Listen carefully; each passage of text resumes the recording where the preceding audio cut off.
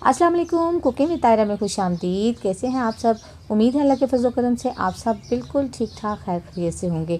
आज मैं बनाने जा रही हूँ चना चाट। चना चाट सबको बहुत पसंद होती है, बहुत यमी टेस्टी होती है। आइए देखें ये मज़ेदार सी रेसिपी चना चाट कैसे बनाते हैं और इसको बनाने के लिए किन किन चीज़ों की ज़रूरत है। रेसिपी बनाना बहुत आसान है। चना चाट बनाने के लिए जो चीज़ें हमें चाहिए हैं वो कुछ यूँ हैं।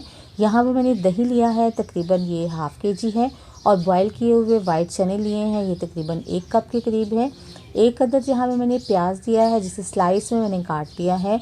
आलू बॉयल किए हुए लिए हैं, जो भी 1 कप के करीब है। यहाँ पे आप अपनी मर्ज़ी से कम ज़्यादा कर सकते हैं।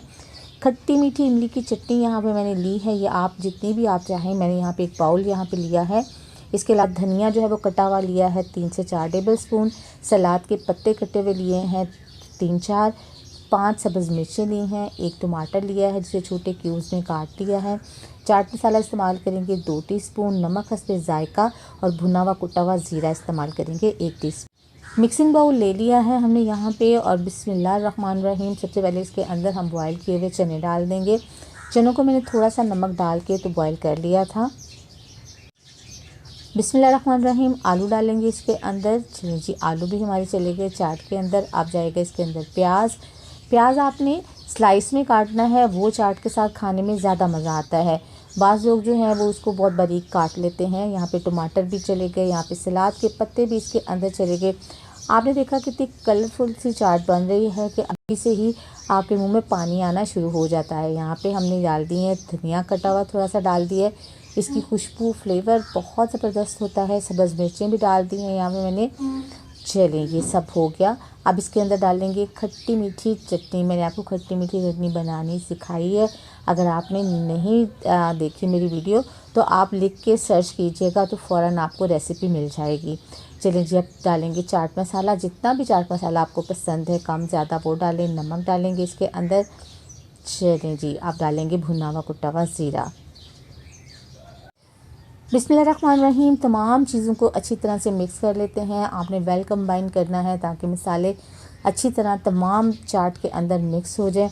और जैसे जैसे मसाले मिक्स होते जा रहे हैं ना, इसकी बड़ी ही खूबसूरत सी अच्छी सी खुशबू आ रही है, और दिल चाह रहा है कि दही के बगैर ही इसको खा लिया जाए। इतनी मज़े की लग रही है क्योंकि इसके अंदर खट्टी मीठी चटनी जो है ना, वो इसका टेस्ट और ही बढ़ा देती है। थोड़ा सा चाट मसाला और मिक्स कर देते हैं, चटपटा ज़रा अच्छा लगता है। तो अब इसके अंदर हम बिस्मिल्लाहिर्रहमानिर्रहीम दही शामिल कर देते हैं। दही शामिल करने से पहले एक चीज़ याद रखें कि दही अच्छी तरह से फेंट ले, इसमें फुटकी नहीं होनी चाहिए। तो फ्रेंड्स, अगर आप मेरे चैनल पर नए हैं तो मेरे चैनल को सब्सक्राइब कीजिए, बेल आइकन प्रेस कीजिए ताकि मेरी नई वीडियो की नोटिफिकेशन आपको फ़ौरन मिले। रेसिपी पसंद आए लाइक कीजिए, दोस्तों में फैमिली मेम्बर में शेयर कीजिए। और अब इसे गार्निशिंग कर देते हैं हम टमाटर से, सलाद पत्ते से।